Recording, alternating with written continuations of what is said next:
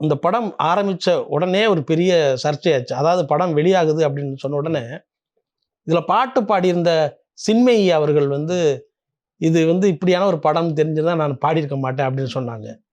அதே மாரி முதல் பாகத்தில நடித்த அ ஷீலா ராஜ்குமார் கதாநாயகி வந்து, இந்த இந்த மாரி "நான் அந்த படத்தில நடிச்சது தப்பா உணர்றேன்" அப்படிங்கிற மாரிலாம் சொல்லியிருந்தாங்க.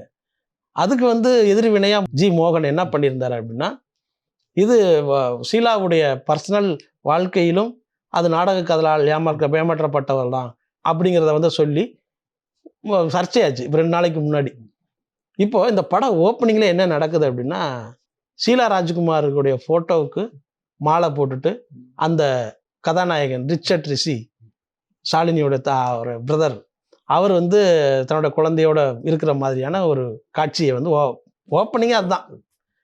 ஸோ அந்த இடத்துல வந்து எங்க கதை எப்படி ஆரம்பிக்குது அப்படின்னா, அவங்களுக்கு சொந்தமான நிலத்த வந்து ரிச்சர்ட் ரிஷியோட உறவினர் வந்து கம்ப்ளைண்ட் பண்ணுவாரு. இந்த மாரி நமக்கு சொந்தமான நிலத்த வந்து ஜமாத் வந்து எடுத்துக்கிட்டாங்க அப்படின்னு சொல்லுவாரு.